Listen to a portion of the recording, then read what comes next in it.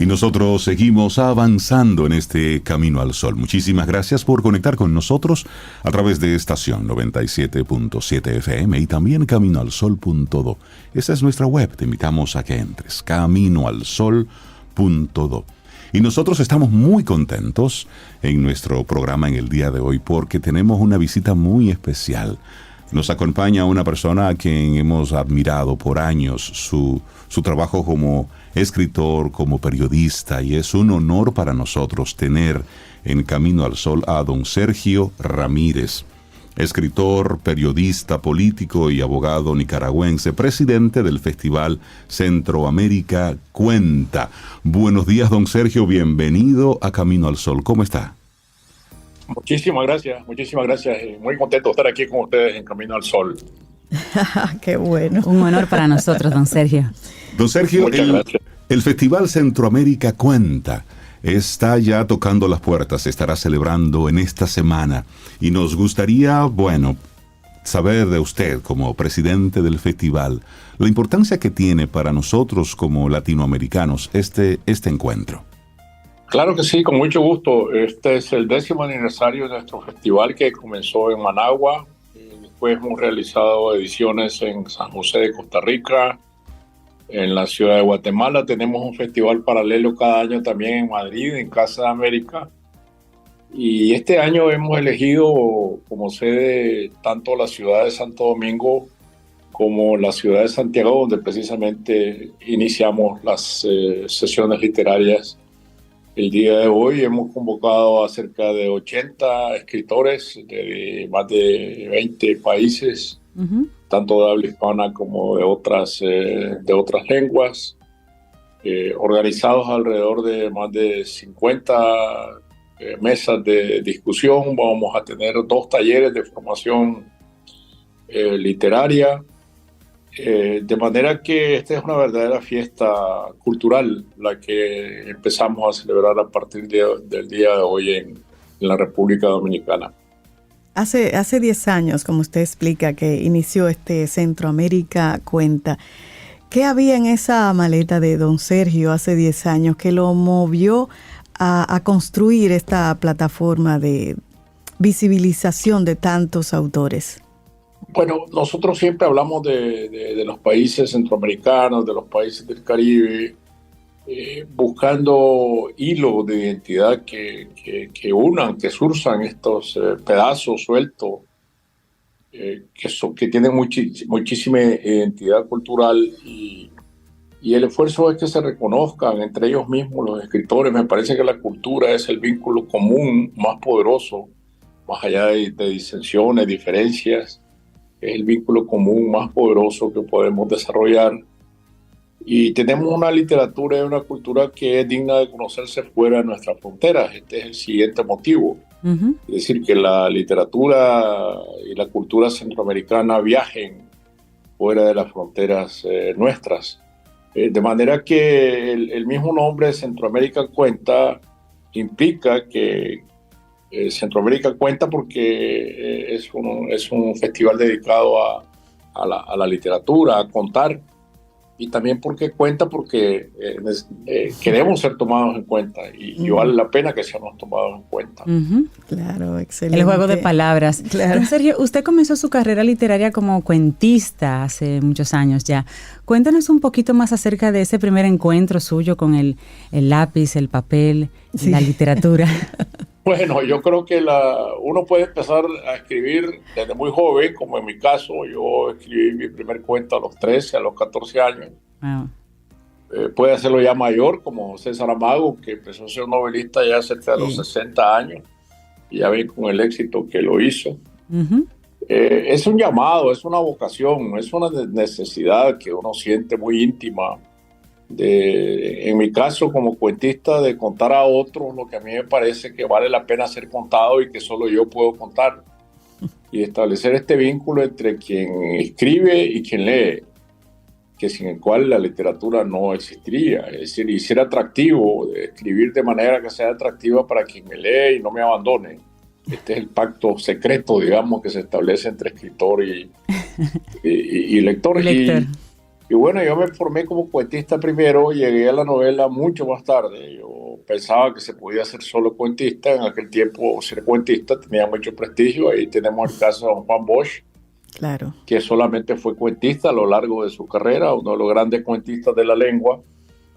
Y ahora es más difícil. Ahora un joven, si se presenta a una editorial, lo primero que le dicen es que si trae una novela, un libro de cuentos, no es un buen comienzo hoy día. Pero yo sigo siendo un cuentista muy dedicado y siempre tengo cuentos en proceso. Mi último libro precisamente fue un libro de cuentos que se llama Ese día cayó en domingo, que se publicó el año pasado en España. Don Sergio,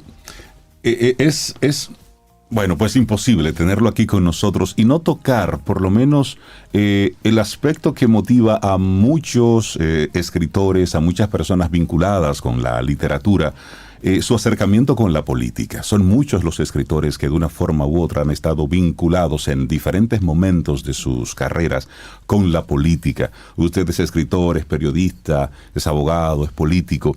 Me gustaría conocer usted como escritor, a ver si pudiera contarnos qué es lo que mueve a personas vinculadas con la literatura a tener acercamientos con el mundo político.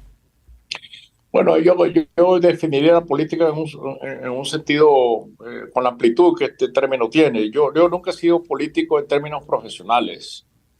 Nunca lo fui en el sentido de que haya entrado a la política porque me gustaba la política como tal. Es decir, y que es un oficio noble también cuando es ejercido con propiedad, ¿no? Claro. Claro. Es decir, aspirar a cargos públicos, a ser electo, a ser dirigente político, a tratar de cambiar el rumbo de una nación, a contribuir al desarrollo nacional, al desarrollo institucional de un país. Ese es un oficio noble. Noble, totalmente. Yo no pertenecí nunca al grupo de personas que tienen esa vocación.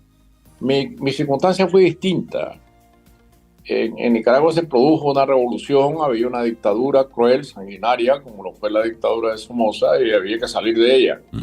Y este fue un esfuerzo en que entramos intelectuales, escritores, que yo nunca tomé las armas, pero di mi contribución a esta revolución. Entró todo el mundo, muchos abandonaron sus estudios en las universidades, otros abandonaron sus trabajos y tomaron las armas hasta que entre todos derrocamos a la dictadura. Después, claro, cuando la dictadura fue derrocada, pues había que ejercer el poder y a mí me tocó un papel dentro del ejercicio del nuevo poder revolucionario, pensando que las cosas se podían cambiar radicalmente para bien. La política, una vez que uno entra en este ejercicio, quiera o no quiera, tenga vocación o no, pues trae decepciones, trae amarguras. Las metas muchas veces no se cumplen, aunque se trate de una revolución, y este también fue mi caso.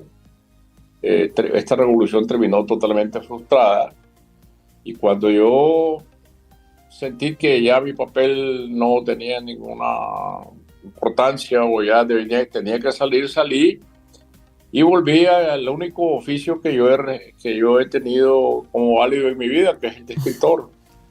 Yo abandoné las filas del Frente Sandinista en el año 1995, hace muchísimos años.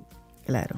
Hicimos un esfuerzo por fundar un nuevo partido democrático, revolucionario, no tuvimos éxito y luego yo volví a la escritura. Y entonces estoy en la escritura, pero con una voz crítica, porque sí, yo creo que los escritores, si tienen voz, tienen que usarla. Tienen que usarla para denunciar, tienen que usarla para ser críticos, y es lo que yo sigo siendo. Totalmente. Ese papel crítico es el que me tiene ahora en el exilio. Y precisamente hay una novela, Margarita está linda en el mar. ¿Qué significa esta novela para usted? Premio Alfaguara. Alfaguara, sí. En el año 1998. Sí, esta novela es un juicio de la historia de Nicaragua desde dos perspectivas. Desde la perspectiva de la influencia que Rubén Darío como personaje ha tenido en la vida cultural del país, y el plan para matar al fundador de la dinastía, Anastasio Somoza García, 50 años después del entierro de Rubén Darío. Esta novela va sobre estos dos caminos. contando la historia contemporánea del siglo XX de Nicaragua, que está basada en un gran poeta y en un gran dictador. Es decir, esto puede ser una gran contradicción, pero son las características de la historia de Nicaragua. Sí. Ya, además de ese premio Alfaguara que usted dice, año 1998, con esa novela Margarita, Esta linda la mar, hay otros premios importantes como el Carlos Fuentes que usted ha recibido y también el premio Cervantes, que casi se le dice el Nobel de habla hispana. ¿Qué ha representado para usted ser el primer centroamericano en obtener ese premio Miguel de Cervantes? Bueno, es un desafío. Un premio no es un momento de sentarse en el camino y decir, bueno, yo ya tengo el premio Cervantes, hasta aquí llego, ya mi obra es perfecta. Al contrario, es un acicate para seguir adelante. Uno nunca ha escrito la mejor obra de su vida. La mejor obra que uno tiene que escribir está siempre por delante. Y el premio es eso, un estímulo para seguir escribiendo. Al fin y al cabo, uno es escritor hasta que se muere, ¿no? No hay tercera edad de la escritura. Uno no se retira de la escritura. Decía Woody Allen que uno solo se retira de lo que le gusta. Así que, de lo que no le gusta, cuando uno tiene por oficio la escritura, pues la ejercerá siempre, ¿no? Mientras tenga estas dos condiciones fundamentales que son memoria e imaginación. Y cuando uno tiene la memoria hay que usarla y la imaginación también hay que usarla. Don Sergio, y usted como presidente del Festival Centroamérica Cuenta, ¿cómo valora lo que ha sido el recorrido de este festival por estos 10 años? ¿Cómo ve usted el centroamericano que escribe? De desafío, hemos venido aumentando las actividades del festival, hemos agregado la literatura, el periodismo, hemos sostenido talleres de periodismo, hacemos reportajes, tenemos como parte del festival un programa muy interesante que Emiliano Monge, un escritor mexicano, dirige a algunos de los invitados a hacer reportajes en el lugar a donde vamos. En este caso serían reportajes muy particulares sobre la ciudad de Santo Domingo, y luego estos reportajes se publican en el diario El País en Madrid. Este es un aspecto. Ahora tenemos otro programa que se llama Las Cuentas de Centroamérica, que es un libro de ensayos sobre distintos aspectos de la vida centroamericana incluyendo la República Dominicana, sobre la política, sobre la situación social, sobre la economía, sobre la cultura, sobre la ecología, la protección de los bosques. Y estos serie de ensayos se van a publicar en un libro, pero antes algunos de los contribuyentes del libro van a estar presentes aquí para conversar sobre estos temas. Entonces agregamos también las cuentas de Centroamérica a nuestro programa, agregamos la poesía, vamos a tener una sesión de poesía, tenemos también la literatura infantil como foco de atención. En fin, es una diversificación cada vez mayor. Don Sergio, ante el auge de las diferentes tecnologías, ahora se está hablando mucho de inteligencia artificial y que le das un texto y la máquina automáticamente te puede redactar cualquier cuento, cualquier historia. Muchos periodistas, muchos escritores han estado hablando precisamente sobre que hay algunas plataformas que ya están poniendo a la venta libros que han sido generados por la inteligencia artificial. Es decir, esto representa un caso digno de estudio, pero al mismo tiempo, ¿cuál es su comentario, sus pensamientos sobre estos tipos de tecnologías que tienen como base exacto, pero un desarrollo en el lenguaje, ¿no? ¿Cuáles son sus pensamientos al respecto? Yo creo que estamos entrando en la historia de la humanidad en la etapa de la ciencia ficción, ¿no? Ya no vamos a ver cuánto es verdad, cuánto es mentira. Sí. De todas maneras, todas estas máquinas infernales o estas máquinas angelicales, como las queramos llamar, son obra de la mente humana. Y por lo tanto la mente humana es insustituible.